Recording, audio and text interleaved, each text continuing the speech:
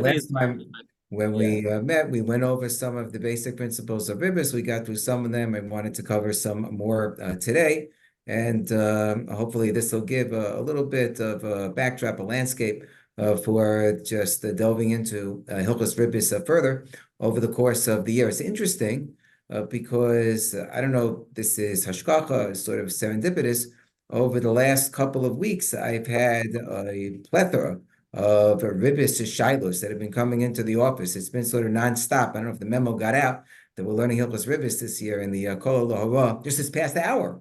Somebody called me up. He's in a business, a merchant cash advance business, and they only make loans to non-Jews because they charge interest. They don't want to charge interest to Jewish borrowers.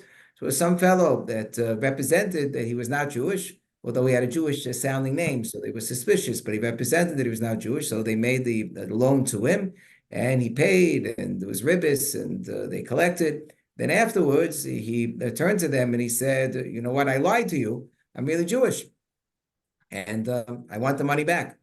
So they did some research, and sure enough, everything checked out in terms of his yichus. I don't know if they got a bezin involved to do a bira yadus, but it turned out that he was unambiguously, unquestionably, indubitably Jewish. And and the shaila this fellow had was, do I have to return the money that I already received? He said he has three partners.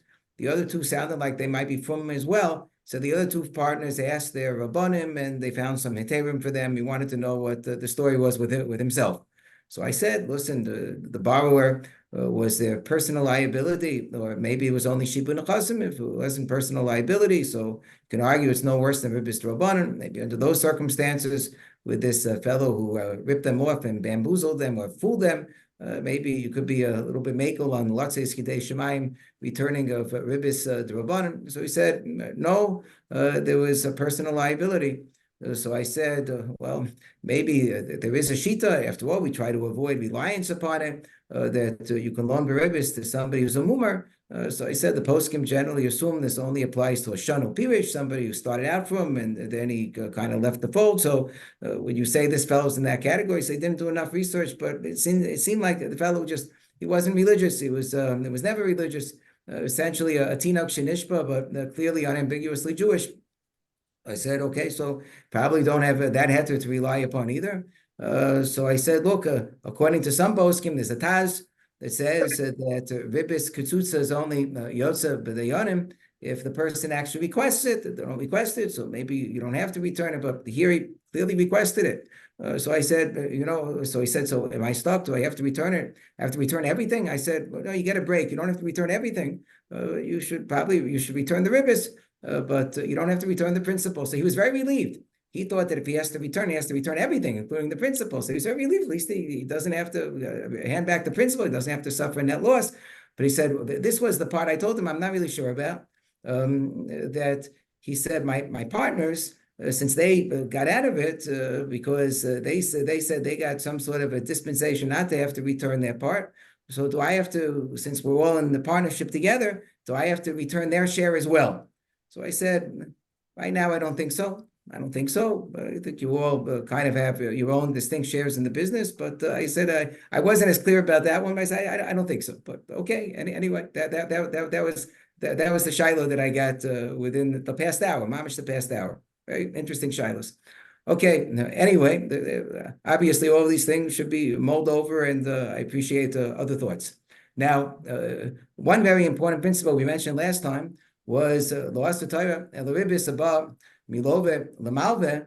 So we discussed, okay, who's a malve, who's a love, but of course, what's considered to be ribbis. So there are a lot of different factors that go into what's ribbis. Kollel ribbisa kolago netter is also any delay in receiving money that is charged for with a premium. So we discussed that's basically a ribbis, a penalty amount. We said it isn't strictly ribbis, but it's haramas ribbis. But there's another question. What if the person who borrowed the money just decides they're going to throw in a little bit extra as a gift? What that means, what does a gift mean? Now, obviously, if it wasn't Ribbis Kitsutza, then it's not Ribbis Deraisa, but anytime you're paying a little bit extra because of the fact that you're paying off a loan a little bit later, you're paying the money later than when you received it. That's Ribbis by definition. What do you mean a matana? Matana means that you figure in your head, I like this fellow. I would have given him a matana anyway, so I'll give him a matana now. Since I'm paying back a loan anyway, I'll throw in a matana. It doesn't sound convincing. Most of the time, we'll assume that's haramis ribbis. So it's Mexican ribbis. Mexican ribbis. Some say it's a different category than haramis ribbis, but certainly Mexican ribbis. It looks a lot like ribbis. So it's something which we don't permit. When it comes to ribbis mukdemis, ribbis mucheres, in Simukov Samech, that you give something a little bit early or something a little bit late, then you don't specify that it's for the purpose of a loan. It's like you're giving you're giving something a little bit earlier or later without giving any kind of a specification that it's related, and it's only a small amount. So then the Ramah indicates there's room to be make over here, even if it's only a small amount, and even if you don't open up your mouth, we assume that it's basically ribbis. If you said you're doing it for a matana, you might think that's better. Shulchan Aruch says no, that's also no good because we don't really believe you that you're doing it for matana purposes. Now, there's a kasha that the poskim all ask, which is that there's a halacha 9 hilchos ribbis. There's a halacha in Shloshim Mishpat in Siman Reish Lamed Beis, which says that if a person discovers you paid for an item, and it's mashma from the context over there, the tour, that it's even when we're talking about a borrower repaying a loan, and the person who received the money fumbles in their pocket, and they discover that it's more money than they were supposed to receive, and it's more than just the amount that a person might make a mistake about, so that it was clear that it was intentional. So the halakha is eino tzarech lahachzir. So why is it that the halakha is eino tzarech lahachzir in such a case? So the Taz says that if it's just included in everything else, so then it's clear that it wasn't a standalone amount. So it's clear that this was intended as a matana bi'alma, but most of the poskim disagree with the Taz, and they give other terusim. The Shach's teretz is you have to explain. Even if the lashon hava is used there by some of the poskim, they don't mean hava. They mean mecher. There's room to be mekel in the context of a mechiva transaction, even as the Ramah says in Siman Kuf Samech. If it's a mechiva transaction, it's only ribbis drobanan anyway. We're a little bit more mekel. Certainly a little bit more mekel, according to Rabbi Kiva Hager, if it's a little bit of extra merchandise is thrown in as opposed to a little bit extra money. But okay, in this context where it's intended as a matana, and it's swallowed up, and it was already received. So the Shach says that's the reason we're mekel. The Chavos Das has a very commonsensical explanation as to why it's mutter. He says not mutter. It's not mutter. Of course, it's not mutter. But what are we talking about over here? We're talking about something which is Mexican ribbis. It's basically in the category of haramis ribbis. Just like the ribbis mukdemis and ribbis mucheres, when a person says that they're giving a little extra before the loan, they're giving a little extra matana after the loan. So we say that when it's sort of specified what the reason is that they're giving the matana because of the loan, so we say, so that's a problem of haramis ribbis. So here, even if you don't open up your mouth, and it's only a small amount, but it's at the time of the payment of the loan. And certainly if it was before the payment of the loan, so then in this particular case, we're going to treat it in that same category as ribbis mukdamis or ribbis mucheres. Ribbis mukdamis or ribbis mucheres is the lowest form of Issa ribbis, basically what we call in the category of haramis ribbis, and therefore if a person received it, they're not obligated to return it, even lotzei sidei shemayim. So says the Chavos Das, that's what's going on over here. It's not mutter. It's not mutter. This really is a problem of ribbis. Okay, so there are different levels of ribbis. Ribbis daraisa, bak ribbis, Mexican ribbis, the haramis ribbis is a low level of ribbis, but it's still going to be prohibited. It's just that under these circumstances, it wouldn't be, if this was the shiloh that I got, I would have said, okay, you threw in a little extra, you didn't charge for it, so maybe there's room that you don't have to return it. So that's basically what his explanation is. Some say that this really does count as a bak ribbis, but that's a standard explanation with respect to this case. What the Chavos Das is really getting at is there are no real heterim to figure out clever ways that you're going to add some extra money. And in fact, the one heter that the Shulchan Aruch has in this regard, regarding the Talmidei Chachamim, that's in Siftei Zayin, the Talmidei Chachamim are allowed to borrow from each other, Dvarim Shel Machol. And this is, again, not even talking about food, money, because money looks more suspicious. But if it's Dvarim Shel Machol, and they return a little bit extra Machol more than what they received, Ad Chomesh, there's not a ridiculous amount. So we assume that Talmidei Chachamim can be trusted that it was really l'shem matana, and therefore that's going to be mutar shadavar yedua shelo nasan lo matana. But you require that if both the parties be Talmidei Chachamim. Number two, the Ramah says lo yagilu Talmidei Chachamim hatzim v'kach. The Talmidei Chachamim should not accustom themselves to do this. And number three, the Shita Mikobetzis says that this is not applicable for the most part nowadays, unless you're dealing with Talmidei Chachamim muflogim harbe. You're dealing with tremendously well-renowned Talmidei Chachamim who are exceptional in their midos, and we generally assume that we don't quite qualify for this category. But what we see is that if Lu Yitzur, you would be able to determine that some extra amount really wasn't being given for Ribbis purposes. Ribbis purposes meaning because of appreciation for the fact that the lender extended the loan, and that's why you're throwing in some extra. So if it's something where it appears that it is being done very clearly for another purpose, so then there might be room to be matir. Like, for example, the borrower is reimbursing the lender for their out-of-pocket costs, because it cost the lender some money. They had to travel somewhere in order to retrieve the money. They're charging their gas costs. It's out-of-pocket costs.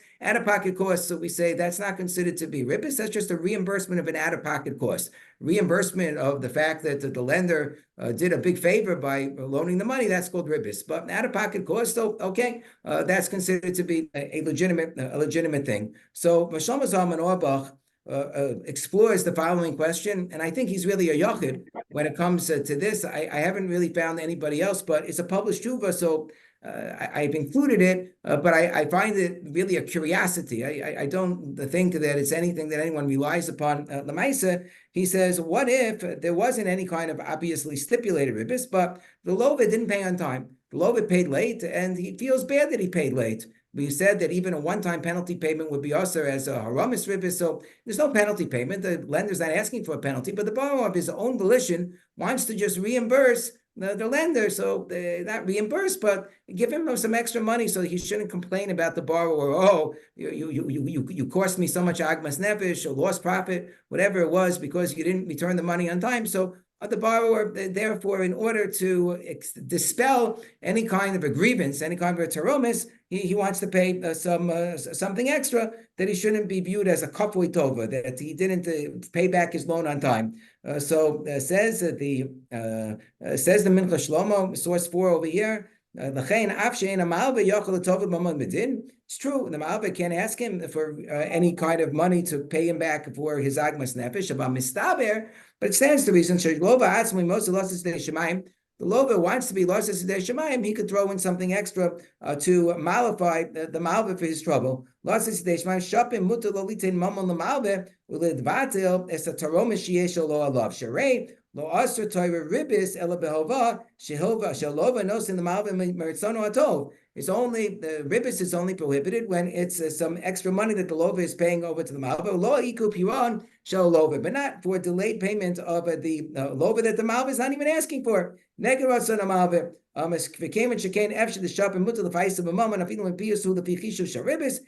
if the amount that he's paying is based on what a normal interest rate would have been for the late payment of the loan. It's a very, if he brings a raya from the Gemara in Marcos, but it's a very fascinating thing, because pretty much everybody says not so. And not only that, but the Chelkas Binyamin, when he quotes this notion, and he says explicitly that you're not allowed, the borrower is not allowed to volunteer a payment to the lender in order to compensate him for his trouble when the borrower pays late, because that's also in the category of ribbis.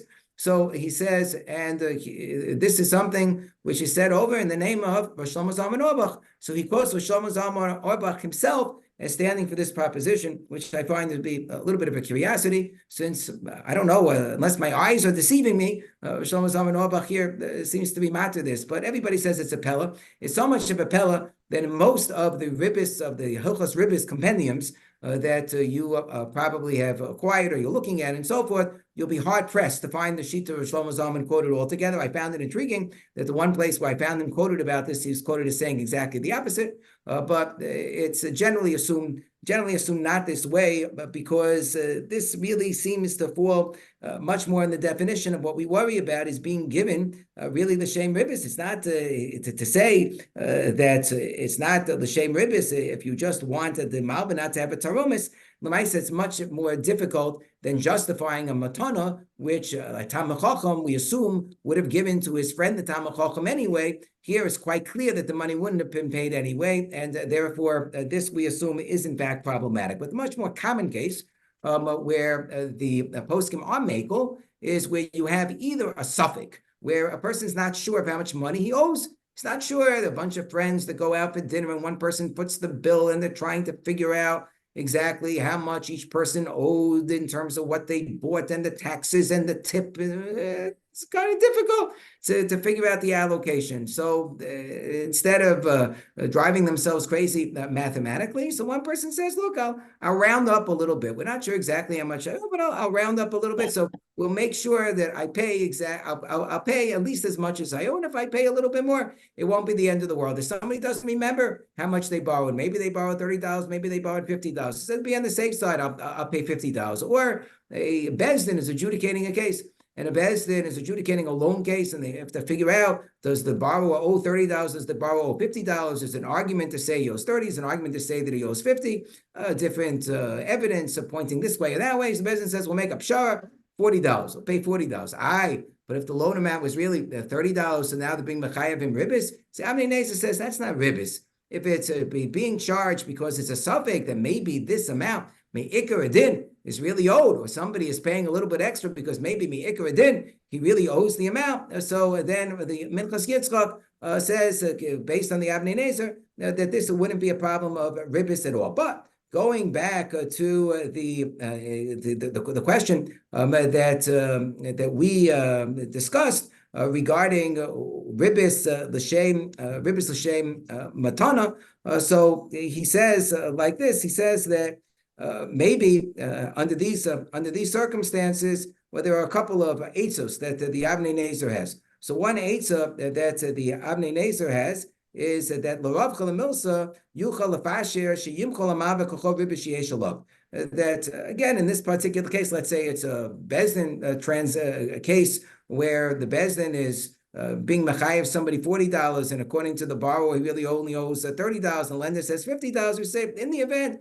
that there would be some sort of a ribbis argument as to why this money is being paid. So we have the lender waive any right that he might have, any payment, any charging of ribbis that he might have done inadvertently. So that's sort of one way of avoiding the problem. And another way of avoiding the problem is to stipulate that if there is any kind of extra amount that is being paid, so it's being done l'shem matana. That in this particular case, saying, remember, if it really deep down, it would be l'shem matana. So l'shem matana would be perfectly permissible. So in this, like with the Talmidei Chachamim, so in this particular case, so where we have a heter anyway, because the person is paying based on the fact that there is a suffix. So then there's more of an argument to say that we'll throw in Eliezer says that it's going to be given l'shem matana. Okay, so that's one manifestation where it actually would make sense to rely upon this idea. You take a look at the materials of page 2. He says that this is the second line of the last paragraph.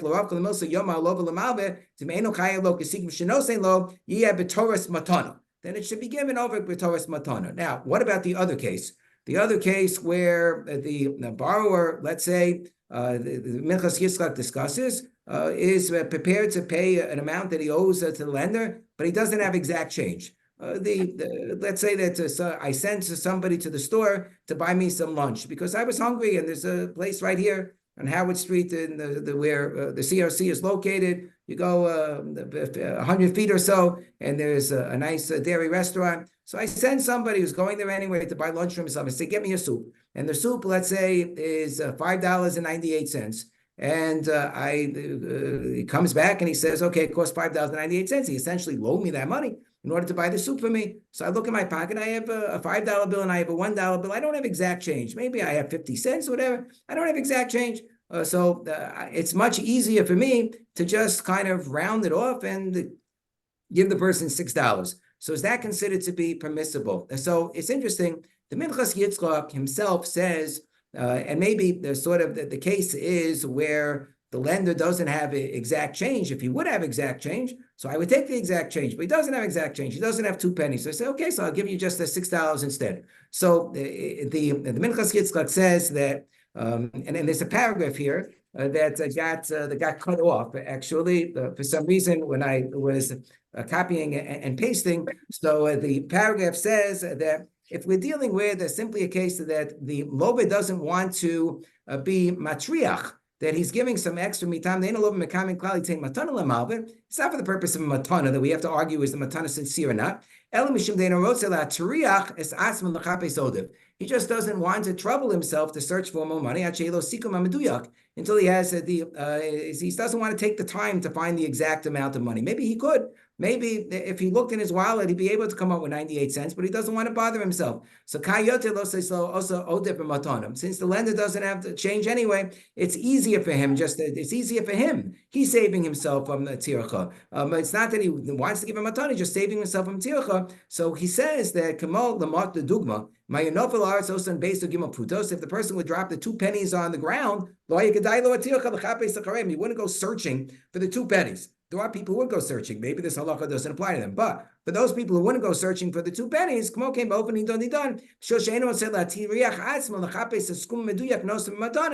giving it as a matana, so he thinks that should be perfectly fine. So some of the poskim, including the Chelkas Mechokek, including Rabbi Reisman and his sefer, so when they're sort of, I guess, quoting from this Minchas Yitzchak, they say, yeah, if the way the Chelkas Mechokek puts it is, if the general minhag is to round anyway, I go to the store and the teller, the cashier, when I'm going to the supermarket, owes me $2 in change, and owes me $1.99 in change, and she has $2 and I don't have a penny, she'll say, it's okay, take the $2. She doesn't care about that extra penny. People aren't makbid about that. They round all the time. So if the idea is people round all the time, so they say, you don't really have to worry about it. That's perfectly okay, because this is just sort of the general conduct people would do in any kind of a payment circumstance. So it's not because of the extension, because the person waited a little bit to get paid back, that I'm giving this extra money. It's understood that people in general round. But what the Minchas Yitzchak actually says is, even though this is a good svara, that only works if this amount is considered to be trivial, both from the perspective of the borrower and from the perspective of the lender. Maybe from the perspective of the lender, 2 pennies is not considered to be trivial. So therefore, he says that just to be on the safe side, the borrower should say to the lender, give the extra amount at tzedakah. That's what he actually says. So you could say, well, we'll distinguish between 2 different types of cases, that where it's the borrower sort of on his own, volunteering that, I don't want to bother myself, so I'll just give you $1 and I don't really care about change. So then maybe you could be makel not to require that the extra amount be given to tzedakah, like the later poskim seem to say. But if it was a case where the borrower had asked the lender for change and the lender just said, I don't have change, and only then is the borrower saying, oh, keep the change. So then that's a little bit more dicey, because it seemed like the borrower really did want the money back originally. So that's more questionable. So maybe b'dafka in that case, you should be makbid to require that it be given to tzedakah. That would seem to be perhaps the reading of some of the later poskim. But as I'm saying, if you read this, a famous Minchas Yitzchak, because everybody quotes it, if you look at the Minchas Yitzchak inside, he doesn't actually seem to have 3 cases. He only really seems to have 2 cases. He doesn't really seem to differentiate between the case where the borrower is saying it on his own because he doesn't want to trouble himself, and where the borrower had actually asked the lender for change, and the lender didn't have change. Now, why is it a solution in this particular case to give tzedakah? I can understand matana. Strictly speaking, if we know that something was only for matana, has nothing to do with a loan, so strictly speaking, that would have been mutter. So I understand doing that in the case where there's a suffix. You'll say, oh, any extra that I might give is going to be for purposes of matana. And we want the person, the other party, to hold on to that money because maybe they're really entitled to the money. Here, in this case, we know how much the lender is entitled to, and we don't necessarily want the lender to end up with more money because there's no suffix over here. Lender's getting more than he was entitled to. So in this case, we understand that we say something different. We say, give the money to stock up. Why does that help? Normally, if a lender loans money to a borrower, we mentioned this already, and he says to the borrower, I want you to pay me back the principal, and I want you to pay interest, but don't pay the interest to me. Pay the interest to Ploni. Pay the interest to a non-Jew. Pay the interest to Tzedakah. It doesn't make a difference. Interest is interest. Even if I direct that the borrower will pay it to somebody else, that's still going to be prohibited interest. So why then is this going to be permitted in this particular context? So the Minchas Yitzchak has an interesting explanation for this. He says that even though normally, if in a regular loan situation, if you are stipulating an amount to be paid, you wouldn't be allowed to do that if it was be Ribbis Milcheres. So he says, Ein Isser. Therefore, he says that this particular case is no worse than that. It's sort of as we said, the adding on extra at the time of payment would be sort of in the same category when it's not being said to be for the purpose of a ribbis.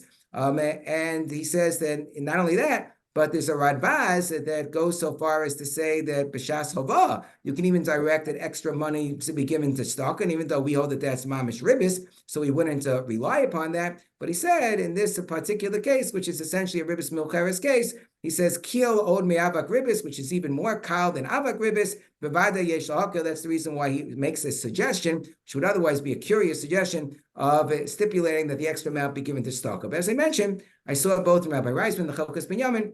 They don't have that particular requirement when it's like a very trivial amount that people would be more likely to round off anyway. I'm just mentioning that Lemaisa, the Minchas Yitzchak, actually seems to be machmir about this. So that's in terms of the definition that we see that if the money is being given really for any other good and legitimate reason, other than paying a premium on the loan, so there is a room to be makel, but we just don't trust people in terms of their intentions. Shlomo Zalman Auerbach has this, what seems to be a wild kula in this particular case, but as I said, this is not generally relied upon in terms of compensating a lender for the fact that they had to wait for payment of the loan. Maybe he's assuming that if it's a one-time compensation, it's similar to like a knas case. And since with a ribbis, a knas case, we're only machmir based on haramis ribbis anyway. So when it wasn't a stipulated knas and the borrower was paying on his own, maybe that's the reason why he feels that he could be more mako. But as I said, that's not really halacha l'maisa. I remember my quick question. I remember my kids Yes. learning this halacha l'chumra in high school about borrowing from neighbors and then paying them back. And I always wanted to know, why couldn't you characterize the extra few pennies as just a fee for the service of getting the groceries, or in the Rav's case, the soup? Right. So if it's in the context of a mecher transaction, so then we actually are a little bit more mako. But in the soup case, it's not viewed as a mecher transaction per se. He's not selling me the soup. He bought the soup for me. But if he would have bought the soup, if he would have bought the soup for himself, so then it'll be more of a mecha transaction. But it's generally assumed, no, he bought the soup for me, and he's basically loaning me the money. So that's but he did the schlepping. Loan. Schlepping. So if there's a schlepping, it's a DoorDash fee.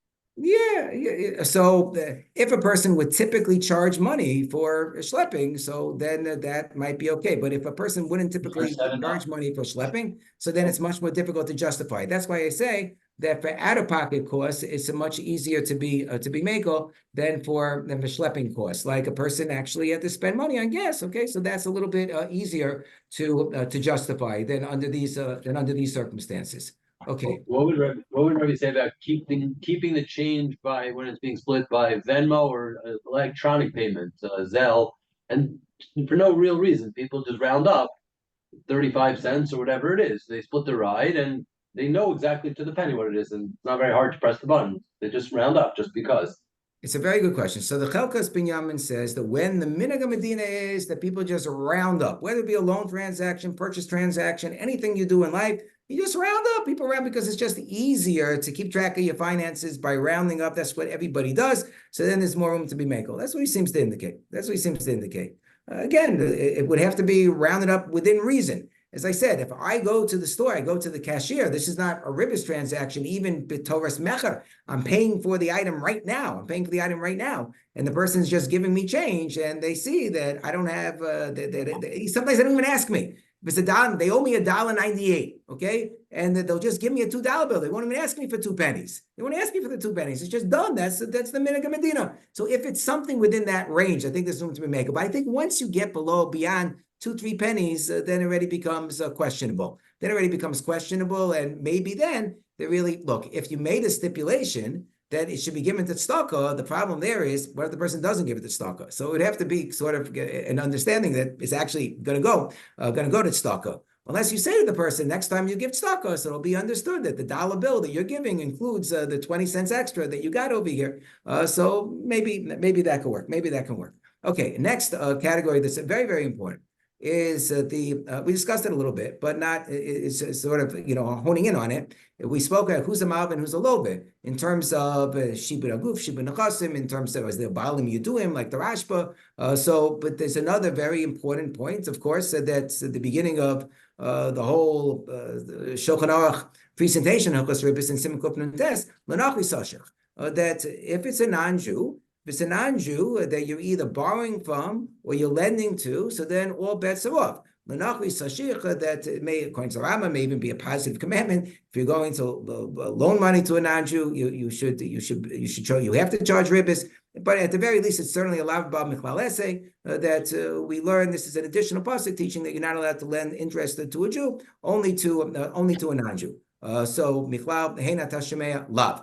But this is an extremely important general principle because so much of what Chazal came up with, certainly prior to the days of Heter Iska, and you go to Siman Kuf Samach, which Mi'etz Hashem will devote more time to as the year goes on, you'll see that there's so much cleverness that was developed in terms, or that was applied to different types of transactions, taking advantage of the fact that if the loan is really coming from a non-Jew, really is going to a non-Jew, then it is considered to be a permissible transaction. So you have all kinds of configurations where there's a Jew in the middle, there's a Jew who extends money to a non-Jew, and then the non-Jew extends money to another Jew, where there will be various permissible permutations, depending on who bears the achrayus and who doesn't bear the achrayus, and certain prohibited permutations of these various dinim. Is there a reliance on a mashkon, not a reliance on a mashkon? But a lot of it really revolves around this issue. And it's before you get to all those complicated scenarios, which of course we're not going into right now,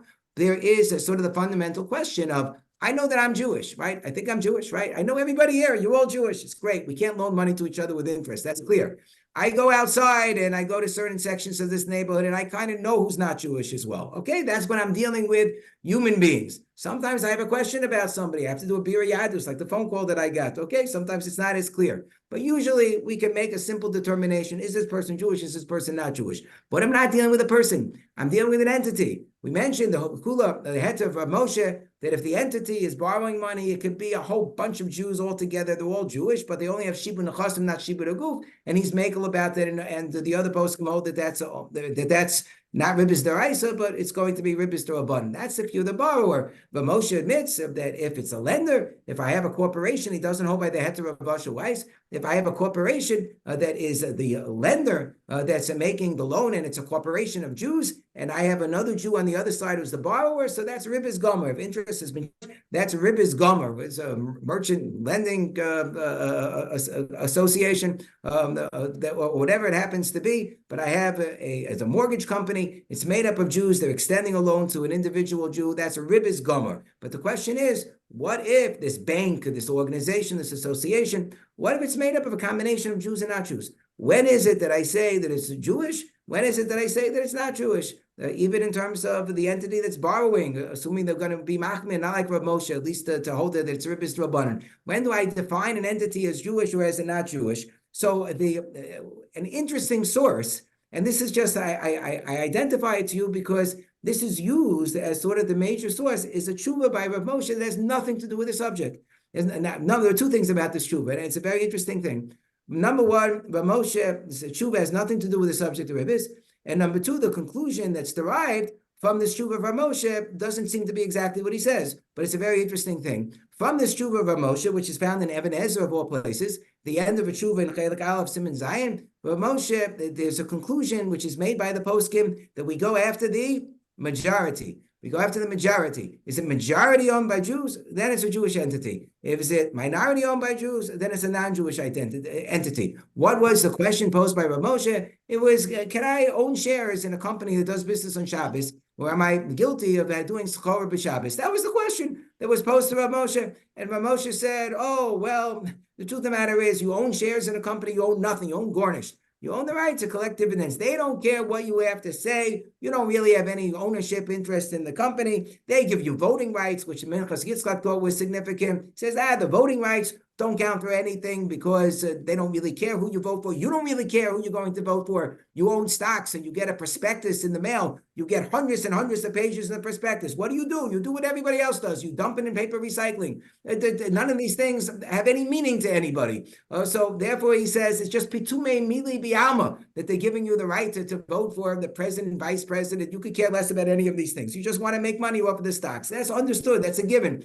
Then Rav Moshe says he has a line, a throwaway line, which doesn't even seem to be necessarily maskana of the tshuva, whatever. The throwaway line is, ki l'maiseh, it's pitume mili be'ama, ki l'maiseh, mashivin le'atzmin yotzim erov, because the Maiseh, the ones who are really controlling the company, are leaving for themselves more than the majority of the shares. Now, he goes on to say, on the other hand, if it turns out that you're going to have a very significant share in the company, he doesn't say 51%, I can have 15% share in the company where they're actually going to pay attention to what I have to say. They actually care about what I have to say. That's a different story. Then you have to worry about owning stock in that company if they're going to do business on Shabbos. That's the totality of the tshuva by Rav Moshe. So, Yosef Shalom El Yoshev Zeichat Tzadik Levacha was asked the question by the late Rav Shraga Feivel Cohen Zeichat Tzadik Levacha, passed away about a year ago or so. So Feivel Cohen was very close to Rav Yoshev. Rav Yoshev held that whenever there was an important shaila psak to be asked in the United States, it should go to the Feivel Cohen. When we convened together a number of years ago to try to make emendations in the get law, in order to make it more palatable to Rav Yoshev, so there was a whole committee that was formed. This was around 1997 or so. That was like one of my first forays into the world of Bezdin. So I remember being part of this committee, and the major poskim in this committee were Rav Feivel Cohen, Rav Leibish Landesman, Rabbi Willig was part of it, and everybody was brainstorming what are the changes that can be made in the get law number 2, to make it palatable to Rav Yoshev. And the main person who was assigned to be the contact person with Rav Yoshev to share any of our suggestions and ideas with Rav Yoshev was, of course, Rav Feivel Cohen, because he was very close with Rav Yoshev. I mean, in the end, whatever suggestions we came up with, it was Rav Yoshev's response was basically nice try but no cigar, whatever. But it was just an interesting a snapshot of the history of the get law controversy that this committee existed altogether, and that we tried to make a tikkun at that point in time. A lot of the Shachla Vitaria is published in one of the early volumes, maybe Chelik Zayin or Ches of Yeshurin, if you want to read more about it. But leaving that aside, so I remember the prominent role that was played by Rav Feivel Cohen. So Rav Feivel Cohen asked the question of Rav El Yoshev regarding how much of a company would need to be owned by a Jew or Jews in order to be considered to be a Jewish entity, so that you would not have the Heter of Menachri Sashich, so it would be a loan, a Ribbis Abami Lova Lamalve, from a Jewish borrower from a Jewish lender to a Jewish borrower. So he answered the question, Ribbis. You asked a couple of questions, Binyan Ribbis. The second question is also interesting. It has to do with the sale of a mortgage loan, which Yetz Hashem will get to later in this man. But he says, with respect to this question, Milsa the Pshita, the Bailam Emelo Etzlam Rovamanios. He says, Milsa the Pshita. This is already Pshita. He says it's the Dava Pasha, that you go after whoever owns the majority of the stocks. Where did he get it from? He said, it's Pashut from Rav Moshe. This tshuva that we read from Rav Moshe. Rav Moshe wasn't talking about Ribbis. He said something about a mida meruba, 15% being a problem for an individual. But in the course of his discussion, he spoke about, yeah, it's the majority of people who make all the decisions. He quotes, and he gets to the last line where he quotes from Moshe, so he says quite clearly, this about Moshe is focusing upon Rov. I don't know. You can maybe distinguish between the cases. He was talking about when is it going to be a problem for an individual to own his stocks in a company that does things that really aren't so correct. And he says, so you look at the majority, but the truth is, even an individual could get into trouble according to Rav Moshe if they own 15%. I don't know, but he says, Lemai says, since the decisions are made by the Rov, according to Rav Moshe's dicta, that he really just says in passing. So as a result, we can derive from this Rav Moshe that when we're dealing with a Ribbis transaction, we go after the Rov. And that seems to be the general approach that is followed, that we go after we're not based on, there were earlier poskim, they wanted to base it on Brera. Yeah, well, if it's a loan that's coming to a Jewish person, so then we say based on Brera that it's coming from the non-Jewish partners as not opposed to Jewish partners. Not saying based on that at all. He's saying that in terms of defining the essence of the entity, we're defining the essence of the entity based on the majority. It's a very, very interesting concept. Now, the one interesting thing as well, dealing with the non-Jew, he said, so whatever restrictions once upon a time existed in terms of only loaning to a non-Jew for purposes of Chayi Nefesh, so we've gotten past that, and we're makel for even more than that in terms of loans to a non-Jew. But there's sort of the question that we discussed that there are certain heterim when it comes to somebody who's a mumer. Now, we would do those heterim also. We pretty much did away with and said it only would apply to a shanu pirish, and we really don't rely upon those heterim bisman azeh. And I brought it up in a b'diavad context, and even then it wasn't applicable. It's not generally going to be applicable, but the focus upon a Jew who might not be completely from comes up a lot in a different context, and that's the context of. And this is the next category I have of sort of the gimel, which is the sofim safsum ochedin. That in terms of the shilos that Ribbis, you'll find that you're working as a businessman, you're working as a lawyer, and you're asked to participate in a Ribbis transaction. If the parties are not Jewish, no problem. But if the parties are Jewish, so then you got yourself a major problem, because not only do you generally have a lifnei iber problem, but whenever you have Ribbis d'oraisa for sure, even somebody who is serving as we said, the borrower himself violates lo sashich, not just lifnei iber, but violates an issa d'oraisa lo sashich. And even the Eidim violated the rights of Los Simun Olav Neshech, and even the Sofer, says the Shach, even the Sofer violates Los Simun Olav Neshech. So there's so you can't really get around that so easily. If I'm dealing with Ribbis d'Rabbanan, if it's Ribbis d'Rabbanan, let's say that you're machmir for the Minchas Yitzchak, and you hold that if it's a loan that's made to a Jewish company, even though there's only Shibu Nechasim, and it's definitely a Jewish company owned by a majority of Jews, even though it's only Shibu Nechasim, it's still going to be Ribbis d'Rabbanan. Well, Ribbis d'Rabbanan, we say the Lova then is only over on Lifnei Iver. The Chabaz Das goes so far as to say that's not only in the event that I'm talking about the Lova, but even for the Eidim. Even for the witnesses also would only violate lifnei iber if it would be on a derabbanan level, not a deraisa level. He brings a raya from the Gemara, which truthfully I don't fully understand, in which it would seem that there was a Ribbis transaction, which we say that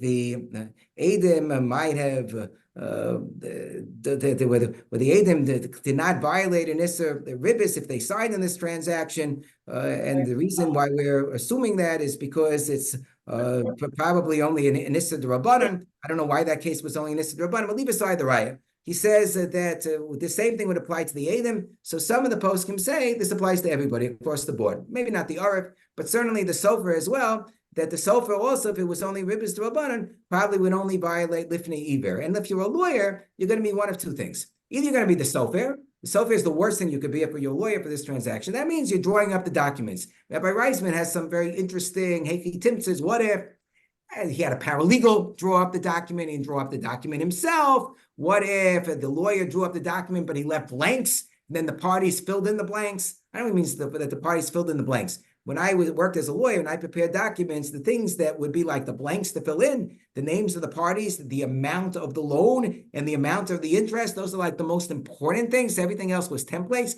Those are the most important things that they're relying upon the lawyer to draft correctly. So I don't know who would exactly leave that out. But if you left it out and somebody else filled in, let's say, the Torah, so to speak, is that considered serving as the sofer? A lot of very interesting questions. But at the very least, if you're the party that prepared the Bloomberg form of loan transaction, then people are using that form and they're filling in the blanks, probably you're not considered to be the sofer when it comes to Ribbis transactions. That's probably the case. But very often, the lawyer is the scrivener. The lawyer is the one who's drafting the document. That could be a very serious issue of a Ribbis Araisa, not only of Lifnei Iber territory, but of Losis Simun Olav Neshech. So if you're dealing with, number one, a Ribbis Araisa transaction and you're drafting the document, very hard to find the Heter for you. Very hard to find the Heter. Now, if your job is more as a Sarasor, your job is more as a broker, you're facilitating the transaction, you're negotiating the transaction, you're doing those things, okay? So then the Shach says for the Sarasor, the Sarasor is violating an Isser of Lifnei Iber. Even if it's Ribbis Daraisa,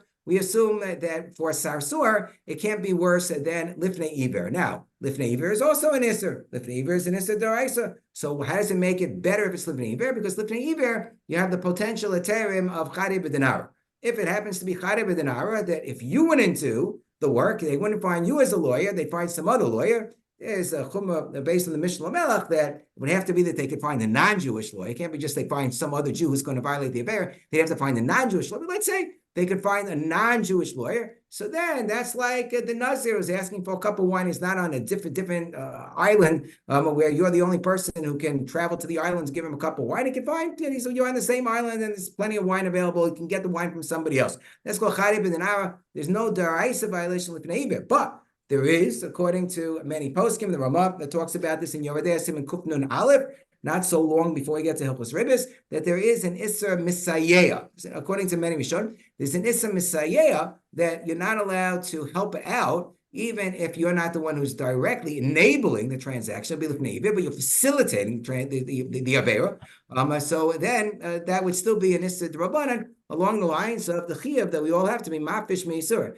to separate every single Jew from committing an Isser. But once we are able to chop it down to Misayeya, so then there are Heterim when it comes to Misayeya. And the two most noticeable Heterim, and there's more, when it comes to, there are 4 different Heterim, when it comes to Misayeya. One Heter is that of the Shach. The Shach in Siman Kuf Nun Aleph that says that Misayeya doesn't apply to 2 classes of people. It doesn't apply to a non-Jew, right? I'm selling things that could be used for Avodah Zarah, and if they didn't get it from me, they can get it from somebody else. No problem Misayeya when it comes to a non-Jew. Number 2, there's no problem Misayeya when it comes to a Mumar. So here we have the possibility of maybe relying upon this Heter of Mumar. Here, people are more prepared to rely on the Heter of Mumar and not worry so much about, well, maybe they're only a Tinuk Shenishba. Here, there seems to be more of a readiness among those the poskim to say, nah, Mumar outside of the category of the Yisra of Misayeya. I'm not sure. That maybe that should be revisited, but assuming that would be the case, so that's one possible answer. If you're dealing with people who are not from,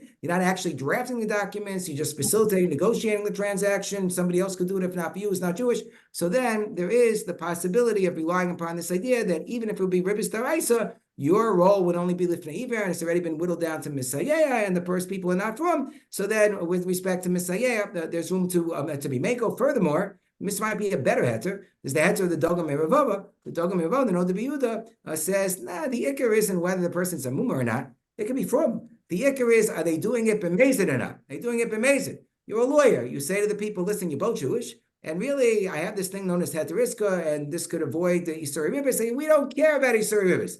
We don't care.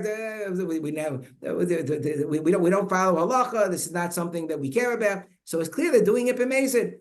So even if the people would be from, according to the Dagam Meravava, if they don't care about Hilchos Ribbis, you told them about Hilchos Ribbis, but it's clear that they're prepared to violate it b'mezid. So in such a case, then the Yisra Misayeya would, according to the Dagam Meravava, it would not be applicable. There's a Meishudava, there's an Itzib with a third Heter, who says that the Yisra Misayeya only applies b'shas Aveir Mamish. But if you're sort of like doing things in the background, negotiating, facilitating before the loan actually is extended, so then the Isser Misayeh, according to the Netziv, may not be applicable. And finally, there is a Pri Megadim in Hilchos Netilas Yadayim, which the Mishnah Berurah quotes as well. The Pri Megadim says that once, if I'm only dealing with Ribbis D'Rabbanan, he didn't say Ribbis, if I'm only dealing with an Isser D'Rabbanan, if I'm only dealing with an Issa D'Rabbanan to begin with, since Misayeh itself is only D'Rabbanan, so to apply Misayeh to an Issa D'Rabbanan is a Gzeira the Gzeira. So if I'm only dealing with Ribbis D'Rabbanan, and maybe that's the whole reason why I was able to chop it down to Lifnei Iver, like with respect to the Sofer, assuming that we would extend the Chabas Das's Svara when it comes to Edom, that it's only considered to be Lifnei Iver and Ribbis D'Rabbanan, like with a Lovet, and I would extend that to a Sofer as well. So even a lawyer who's drafting the documents, if it's only Ribbis D'Rabbanan, why would it only be Ribbis D'Rabbanan? Like I told you, you have a corporation, Jewish-owned corporation that's borrowing the money, where even if you don't hold like Ramosha, it's only Ribbis D'Rabbanan. You have some situation where it's only Ribbis D'Rabbanan. It's in some sort of a sale-purchase context where it would be Derech Mecher, it only be Ribbis D'Rabbanan. A lot of cases, I got to tell you, are Ribbis D'Oraisa. So like the shiloh that I got today, they seem to be Ribbis D'Oraisa. But if you can get it down to Ribbis D'Rabbanan, so then that's also consideration. So a lot of the shilohs that come along, you have to ask the questions: is it Ribbis D'Oraisa? Is it Ribbis D'Rabbanan? Is the role that's being played that of a sofer, that is of a Messiah? You have to be very careful. Sometimes people come to you. This happened to me once. So I had a next door neighbor who was borrowing money from they were borrowing money from parents or something for purposes of being able to buy a home, and they needed witnesses. They knocked on our door, and they wanted me to sign it as a witness. And basically, they were borrowing pounds in order to pay back pounds.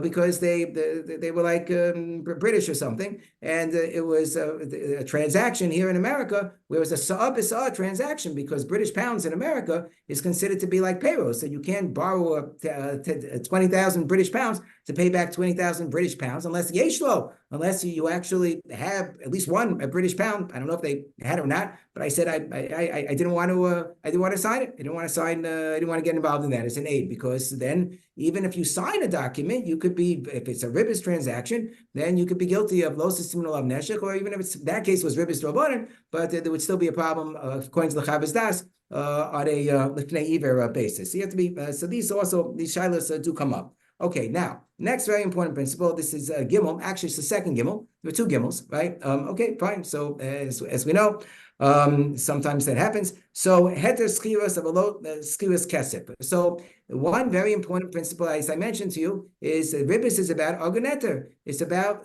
basically, I'm charging rent for money. I'm not allowed to charge rent for money. Obviously, I could charge rent for everything else. Why can I charge rent for everything else? I loan you I give you a shovel, you give me back the shovel, and you pay me money for it. That's called the rental. Why isn't that Ribbis? So the answer is it's not Ribbis because you're paying because there's some depreciation. Number two, it's still considered to be mine.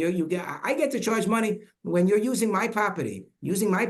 So then it happens to be my shovel. So I can charge you to use for the fact that you're using my property. That's considered to be legitimate, because I'm telling you, you're returning the same item. And under those circumstances, since it's I'm allowed to charge for what belongs to me. The thing with Ribbis, and Nesiva Shalom explains this very beautifully. It says Rav Yosef Gelber, he says the thing with Ribbis is that I'm not charging for your use of my property. When you have the money, you can do whatever you want with them. It's not my property anymore. I have no right to charge for that. So Schiras is in a totally different domain, except when I'm dealing with money, because when I'm dealing with money,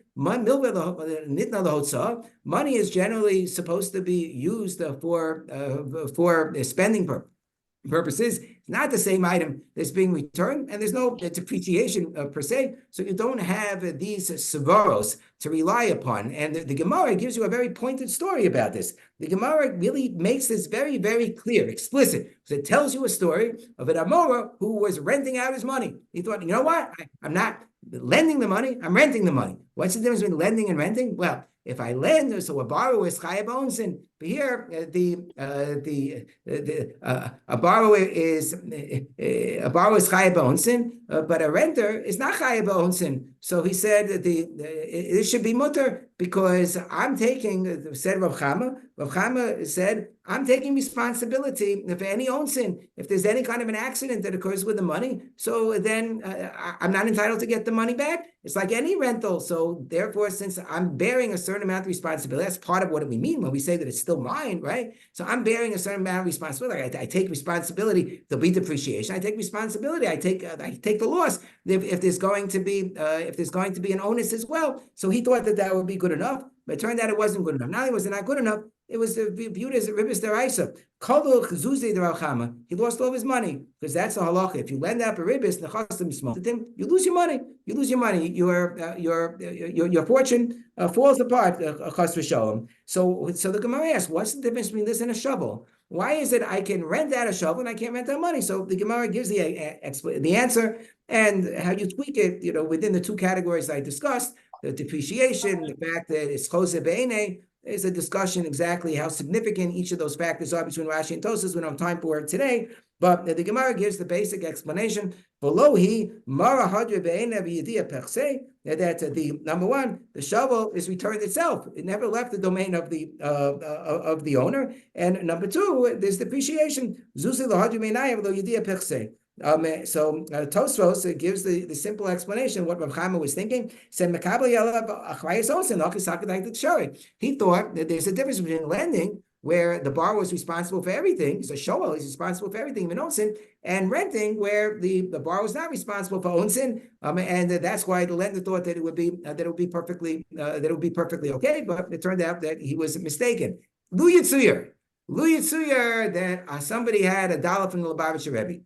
And I wanted to show off, this is $1 that came from the Lubavitcher Rebbe. I'm hosting a Lubavitch parlor meeting or something. So I figured that I'll get more support if I can show $1 from the Lubavitcher Rebbe. So I asked my next door neighbor, hey, I have plenty of next door neighbors who are Lubavitch. So I asked one of them, I say, I'd like to borrow your $1 from the Rebbe because I'd like to show it off at the parlor meeting that I'm going to be hosting. Can I borrow it from the, I say, I don't want to borrow it. I want to rent it. I want to rent $1 and I'll even pay you for it. I'll pay you $2 to rent your $1. It's a good deal. I'll pay you $2 to rent your $1. Am I allowed to do that, or is that considered to be Ribbis? Perfectly fine.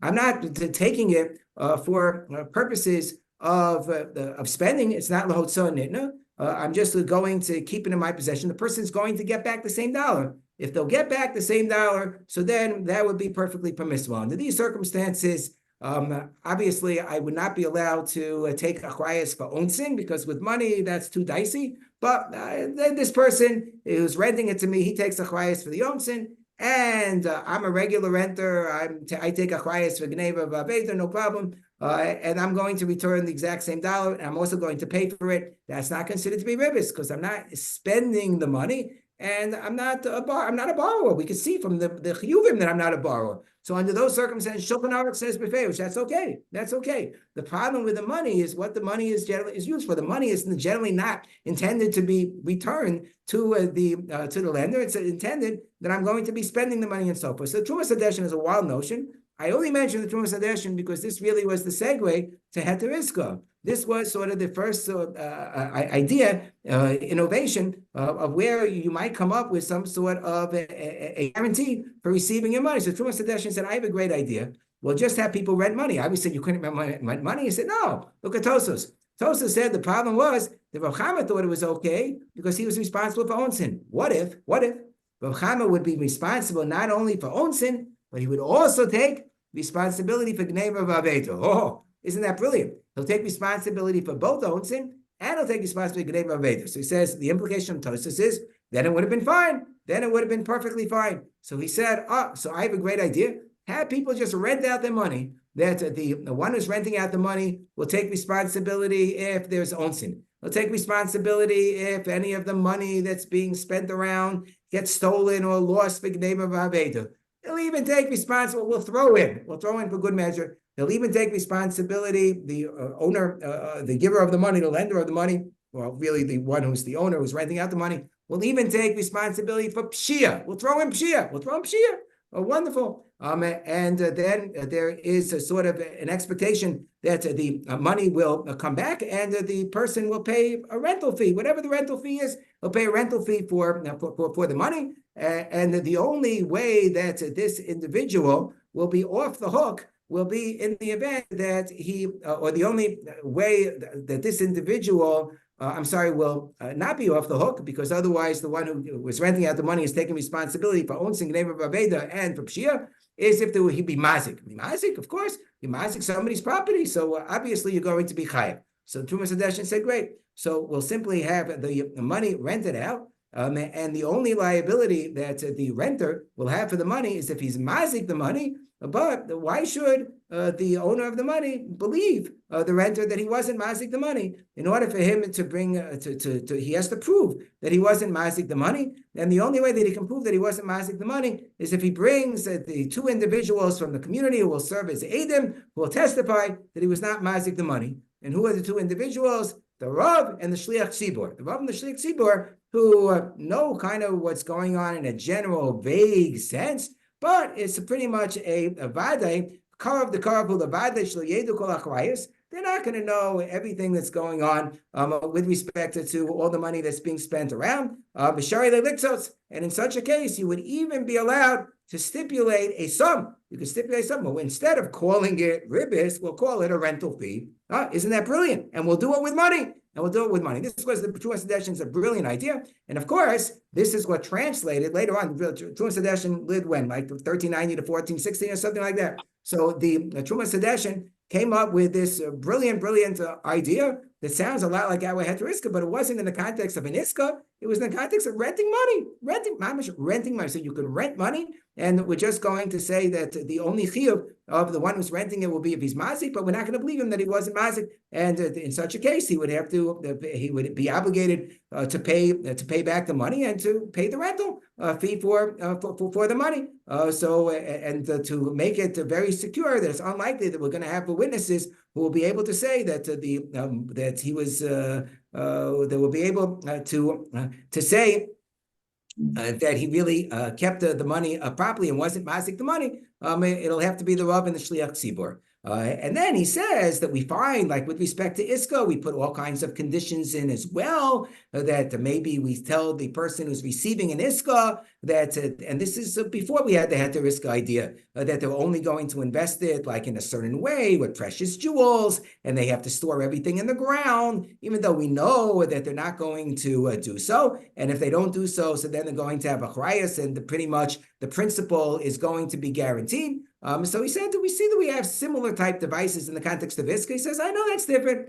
That's only Ribbis Drabanan because it's karav the Chaburah they have said, because there's only a guarantee of the principal, but if there aren't profits, so then the person who gave the Iska is not going to be guaranteed of profits. He didn't have this idea of a skaris pashrus at that point in time, but he said that, it's true that those cases were only talking about a problem in Drabanan, so I wouldn't rely personally upon what I'm saying if I'm dealing with the possibility of Ribbis deraisa, where there's a ketzitza of an amount that actually has to get paid. But if there's no ketzitza, so there's what to talk about. So it's kind of interesting because he has this unbelievable kula, even though Lamaisa he wasn't prepared to rely upon it, which is odd because it's quoted in Shulchan Aruch as Yesh Mi She'omer that this is okay. Did he really say it's okay? He said it's okay, but he said I wouldn't rely upon it. Okay, so the Trumas Hadeshin had this unbelievable kula. When it comes to actually applying it, he was only prepared to apply it to an Iska situation where there was no ketzitza. It was just a question of splitting profits, but not where there's a skaris pashrus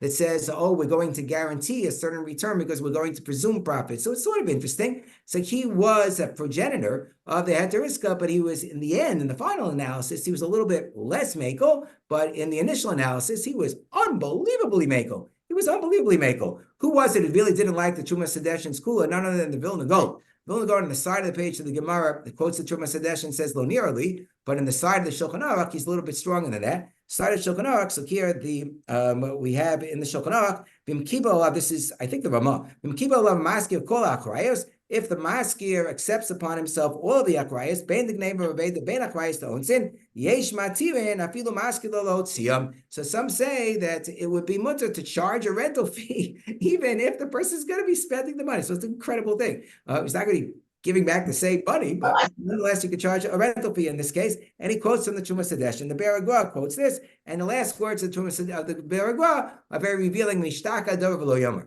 The Vilna Gaon says that this thing should be completely forgotten. It should never be mentioned whatsoever. I'm mentioning in Shir because the Shulchan Aruch, the Ramah mentions it. So how could it be nishtaka adavar? But it's not. But this idea of exploring the notion of renting money makes a lot of sense when you think about the fact that Ribbis is all about this distinction between you can rent out other items that depreciate, but you can't rent out money. Number one, it doesn't depreciate. And number two, it's meant to be used for spending purposes. It's no longer considered to be in the owner's domain. The chiddush is that even when, in the case of money, there is if it's meant to be spent, that is, if there is a complete assumption of responsibility on the part of the person who is giving out the money, that's still, since we don't know like the Truma Sedeshin, it's not good enough. But the Truma Sedeshin's idea when it came to rental really translated into what became the Maharam's wonderful innovation of the Maharam of Mendel Ben Avigdor's innovation. He was the Abbezin in Krakow, I think in the generation after the Ramah. So it's kind of an interesting thing. This doesn't find this way in the Shulchan Aruch, but very shortly after the Shulchan Aruch was published, this the Heter Iska cropped up, and he used this idea of the Truma Sedeshin to say, why don't we use this idea that we're only going to trust certain witnesses? We did away with the idea it has to be all the Rav and the Shliach Tzibur, but there has to be like witnesses that are watching all of the transactions of this individual, who are actually going to testify that the individuals that the money got lost. In order for the person who receives an Iska to be believed that he actually lost the money of an Iska. And that's the way in which we're basically going to proceed with respect to Heter Iska. The innovation was that we also kind of built in a profit, either guarantee or a profit period. With the original Heter Iska of the Maharam Avigdor was, the Maharam Ben Avigdor was the idea that it would be kulo pikadon. At the very beginning, it would be kulo pikadon until a certain amount of profit was earned, and then it would turn into a halva. The reason why later poskim didn't like that was because kulo pikadon is a little bit more, kulo pikadon is more difficult to continue. It's more difficult to continue after the initial period because with a lot of iskas, when the money's not paid, the iska just automatically continues. Here, it wouldn't be able to automatically continue because it's already been converted into a halva. So instead, they just made it into sort of next generation. After the Maharam Ben Avigdor, it was sort of translated into, I've seen you went through all this probably already. It was translated, or it was altered into this idea of a chatzi mil v'chatzi pikadon. But it really came from the Truma, it really came from this idea of the Truma Sedeshin. And it comes from this idea of the Truma Sedeshin also, that the more responsibility that is maintained by the person who is giving out the funds, the more you can come up with these notions. So obviously, if I have full responsibility, like in a case of chatzi milva, chatzi pikadon also, there's full responsibility. It's my pikadon, my deposit I'm giving to you. Anything happens to it, you're going to invest it, you lose the money, so I don't get anything back. So we figure out ways that I don't necessarily have to believe you that you lost it, if you lost the money, but it's a much cleaner proposition. It all comes from this idea of the Truma of the Truma Sedeshin. So that's the next major category. I'm not going to dwell on this category right now today, because I know that Rabbi Bleich Shlita gave a shiur on the Heter Iska and all of the mechanics of the Heter Iska. So I'm not going to really spend too much time on that, other than to make a couple of points with respect to the Heter Iska. One is the point of Moshe Feinstein, which is in source 25, Chelik Beis, Siman Samach Beis. He says, and this is in the bold, Mitzarach she'anosein lo yada b'mahu lo yeda b'mahu osek.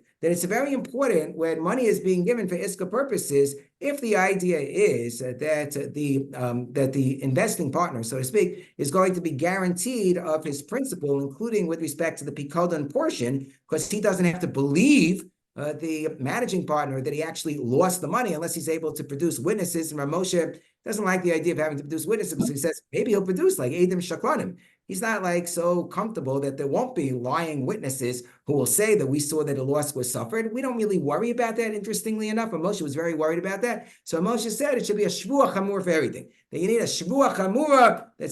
He still assumed people are not going to take a false oath. It'll be a shvuah chamura that the money was lost, and a shvuah chamura that the amount of a profit wasn't more than the anticipated amount of a profit. And if you don't have the shvuah chamura in both of those categories, we're going to assume, number one, the money was lost. Number two, that the amount earned was at the very least the presumed amount of profits, so that the one who's the investing partner will get half of the profits, and he'll forgive whatever additional profits may have been earned as long as this amount gets paid. Which, by the way, the Skaris Pashus is also another example of what we were saying earlier. If money is going to get paid, not for Ribbis purposes, but based on presumed profit purposes in order to get out of taking an oath or something like that for some other purpose, so then we don't consider that to be in the category of Ribbis, even though, technically speaking, more than was given is being paid back. But here as well, you have the advantage of the fact that here it's not a question of renting out money. It's a clear-cut pikadon. It's a clear-cut pikadon that is the source of the earnings for the one who's giving out the money, which is 100% legitimate. It's not a harama whatsoever. It's not even Mexican Ribbis in that particular sense. But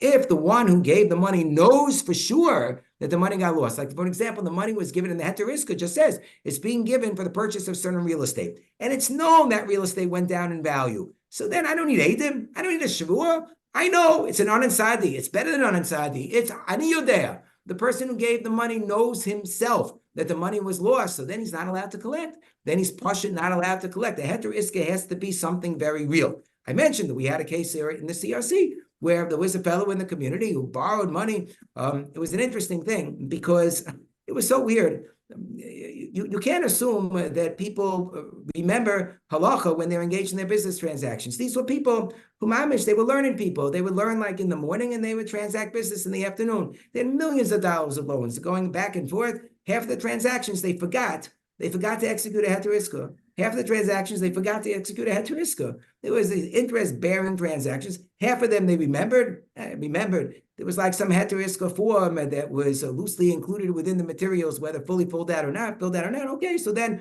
you can be mako, you can infer, okay, we see that they intended for the Heter Iska to apply. But half of them, it was just no Heter Iska altogether. Most incredible thing. So obviously in those transactions, we said, I'm sorry, the lender is entitled to his principal, but he's not entitled to the Ribbis, simply not entitled to the Ribbis altogether. Said it was good the borrower defaulted and never got around to paying, the interest. According to Rav Moshe, if the total amount paid, even if there were interest payments, doesn't add up to the full principal, so it wasn't a violation of Ribbis. Some disagree. I mean, many disagree. But whatever. So Rav Moshe, according to Rav Moshe, at least there wasn't any payment of interest.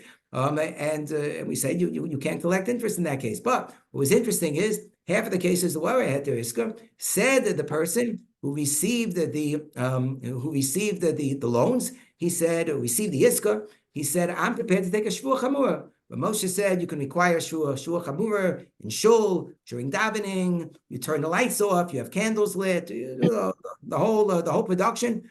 He's no problem. He's prepared to take a Shvuah. And Lamaisa, it wasn't necessary for him to take a Shvuah because this was a case where the no-saying Yada, the no-saying knew, everybody knew this guy lost everything, all of his investments, every single investment under the sun. Everything went bad. It was an Anansadi. The whole world knew about this.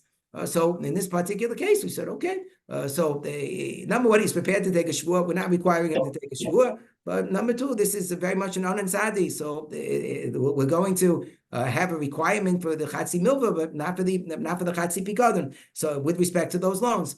Anyway, but Saksha Nosin lo yada ma osek, they lo yada nosin be'asma ma shaya b'yuchal lashpil, miyada nosin ma osek, avay efshe shiyada be'asma shayavse, o shlo yarevek lo shayak lashpil. You don't even need a shvuah in that particular case. Us. V'yemuchak likak, you don't need Eidim, you don't need a shvuah. V'yemuchak likak pachos, and then he'll have to just take the Chatzi Milva. End of story. Imiyah ma'at revek, we got ma'afsid, imiyah hafsid. So this is a very important principle, and this is why all of the good standardized Heter Iska forms today, they all say when the money is being given, it's not being given for a specific Iska. It's being given so that the investor has a portion in all of the investments of the borrower. And for the most part, you're not going to be able to track down or have Eidim who know every single investment of the borrowers, and therefore there still would be a requirement to bring Eidim in order to prove Hefsed and to take a Shvuah in order to prove that there wasn't more of a revach that was earned than that which was stipulated, or that there wasn't a revach altogether. It wouldn't be so. In those cases, you would need Eidim and a Shvuah for those propositions because of the fact that the one who invested the money really doesn't know the full panoply of the portfolio of the managing partner in which they invested all of their stuff. The more difficult cases the poskim are split on is when it's clear that the money is not being borrowed for investment purposes. It's being borrowed for personal purposes. A person needs the money in order to be able to pay their rent. A person needs the money in order to make a wedding. So in these cases, it's clearly not for investment purposes. So what the Imre Bina says, and this is, I think, Minagola, the Imre Bina says that, yeah, but when that money is received, it frees up other money so that now the other money that would have been paid in it would have gone towards investments can go freely towards investments. And by virtue of the investing partner giving this amount of money to the managing partner, the investing partner will stipulate that, because of the fact that this frees up an equal amount of money, so now I have a right, I have a share, I have a halfway share in profits and losses that relate to all of the investments that have been facilitated and enabled by the infusion of this money, even though we know that this money is going to be used for something else. That's much less controversial. The Sholem Eshiv's notion that the ability for a person to continue with their parnasa, that itself is an investment. I don't know, investment of what? An investment of their livelihood. Yeah, but we can see how much money they're making the parnasa. It's a difficult svara. That itself is now, because of the fact that they got this money, they can continue in their parnasa. Because they got this money, they can marry up their child, and now they're not going to have to pay for all the expenses relating to the child. Yeah, but how does that translate into profit exactly? It's a harder svara. So the Sholem Eshiv's approach, I think, was less accepted, but the Imre Bina's approach, I think, is a little bit more accepted. Now, the next thing that I wanted to speak about, which I touched upon briefly last time, so I'm going to touch upon it briefly this time as well, is the idea of the Heter Iska Klali. It's interesting, as somebody asked me recently, he said, Rabbi Reiss, I have a great idea. Why don't we just have every single person make a declaration that all of their loan transactions will be done according to Heter Iska, and this way we won't have any problems. That everybody will stipulate that every single one of their transactions, it's understood that when they're borrowing money, it's chatzi milva, chatzi pikadon. When they're loaning money, they're loaning it to another Jew for the purpose of chatzi milva, chatzi pikadon.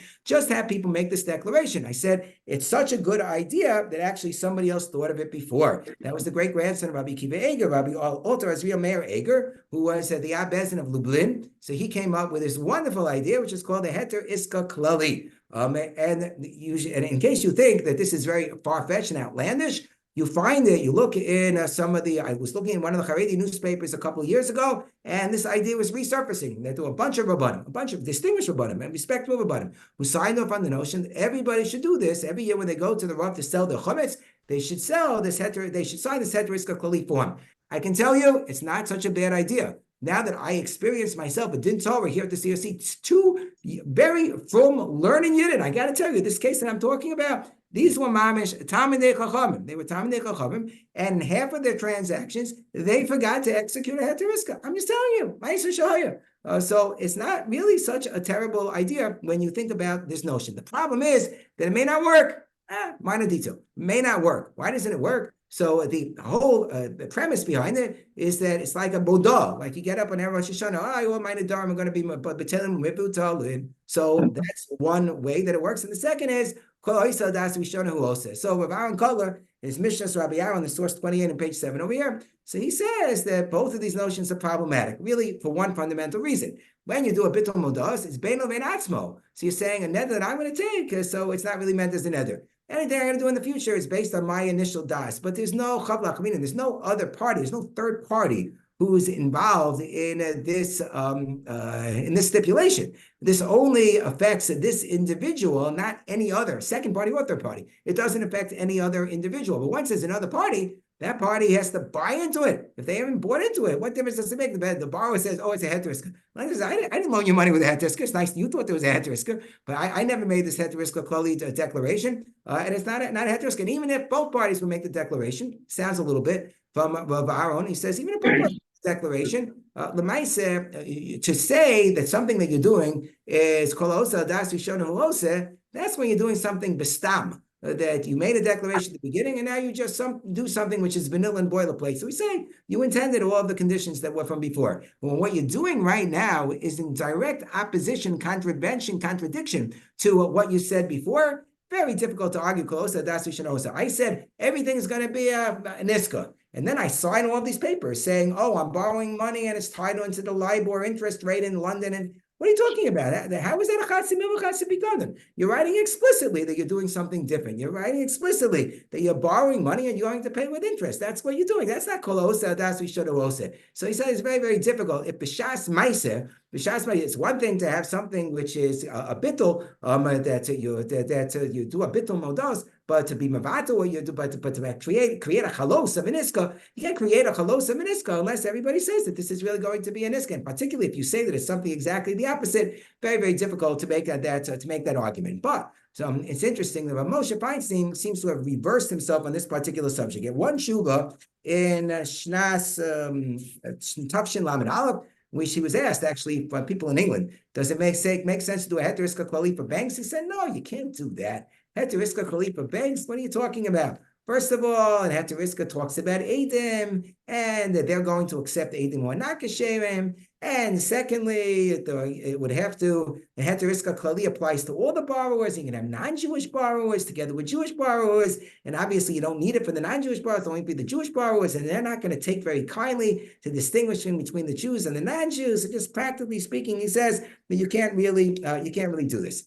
He says, you can rely on my other chiddush, that if you're loaning to a corporation, so you don't need a Heter Iska altogether, but he says, otherwise, I'm not comfortable with this. And then 4 years later, I don't know what happened. He says, Mamish, 4 years later, Yashnas Tafshin Lamed, he writes a tshuva saying, oh, you have a bank, you want to do a Heter Iska Kollel, here's how you do it.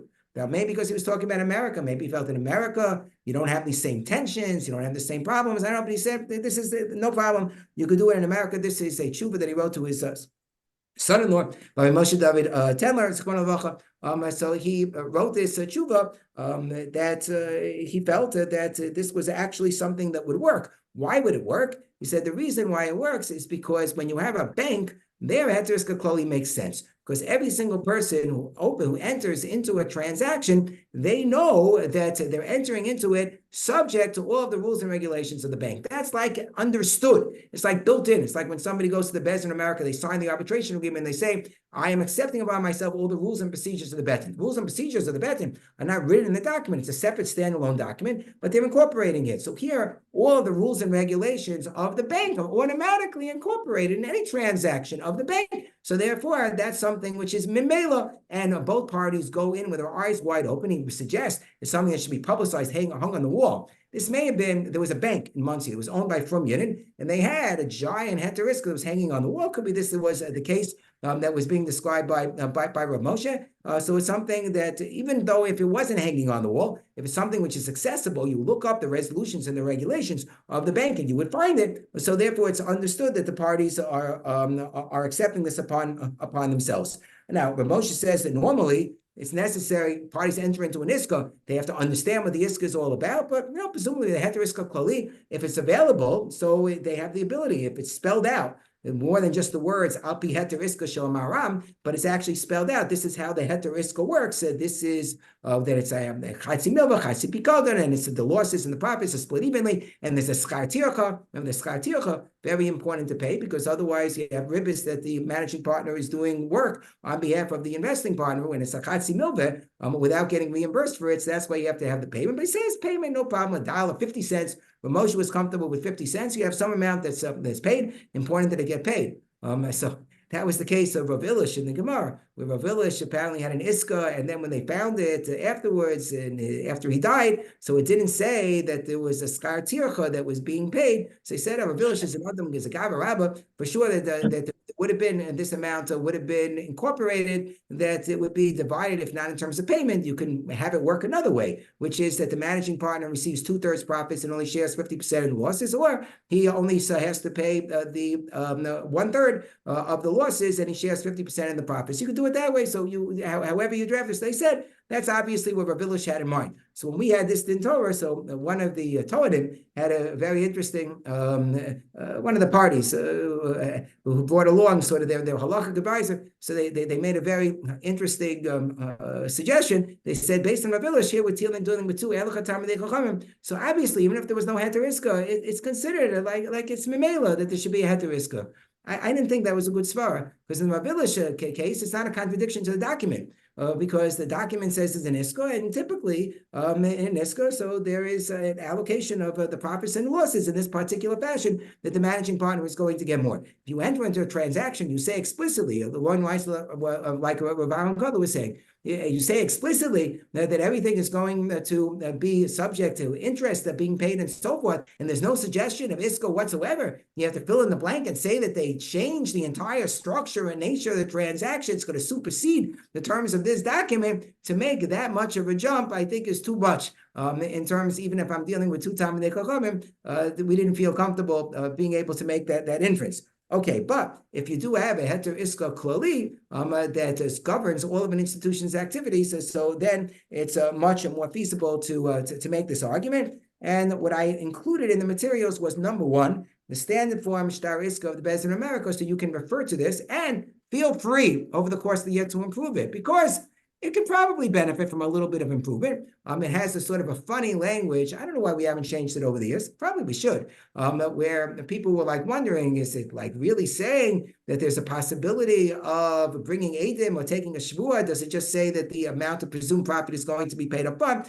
It says the said blank, who's the ones who receives the funds, has agreed that in lieu of such sharing of profits and losses, which would require substantiation of the losses by two trustworthy witnesses and verifications of more profits by oath, he shall accept my payment of an annual percentage, meaning the investing partner has agreed that he will accept my payment of an annual percentage, a blank of the said sum and waive all other profits. Now, the way in which this agreement is interpreted, and I think it's the meaning of the document, but it's not like perfectly drafted in my humble opinion, is that it would require, and therefore it could be done.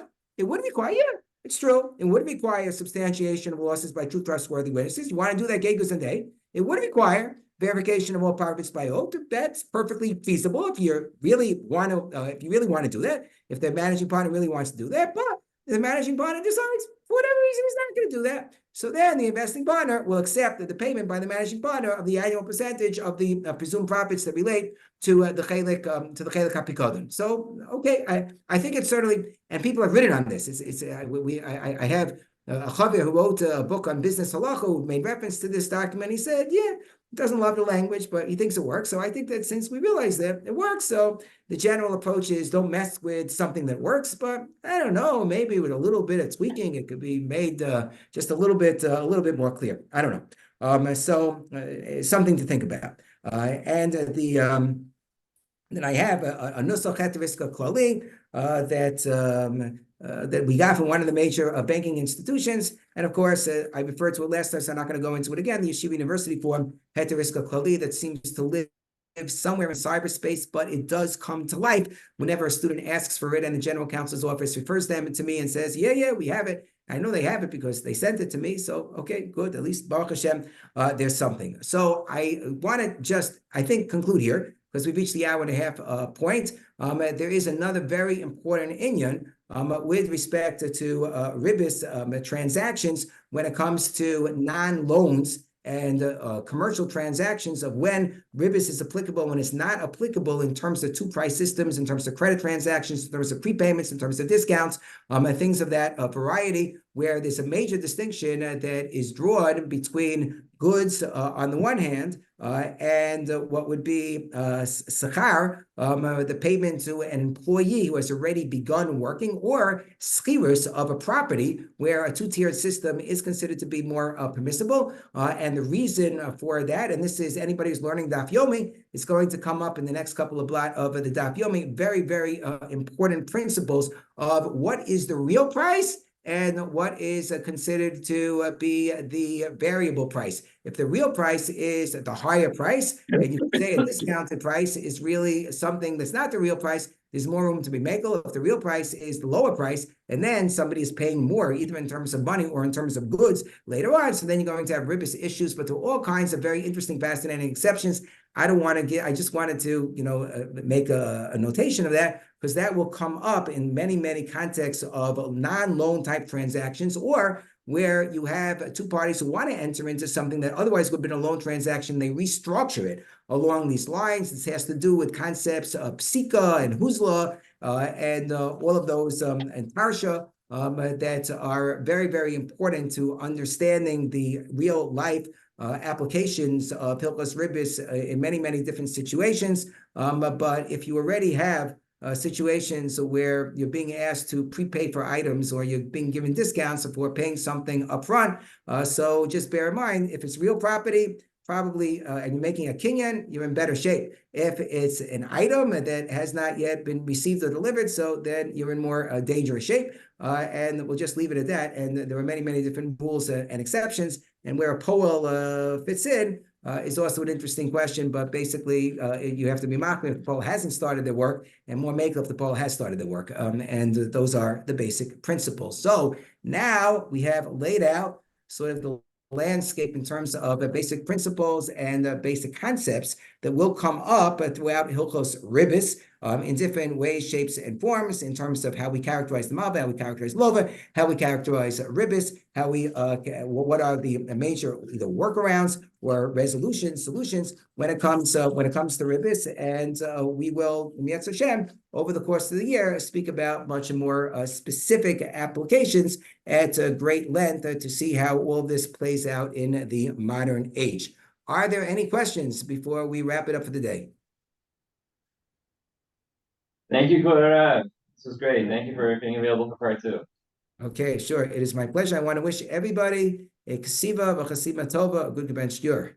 Okay. Next week is Rabbi Willing at 3 o'clock on Tuesday. Right, take care. Okay, bye-bye. Thank you. Thank you, Kollel. Thank you.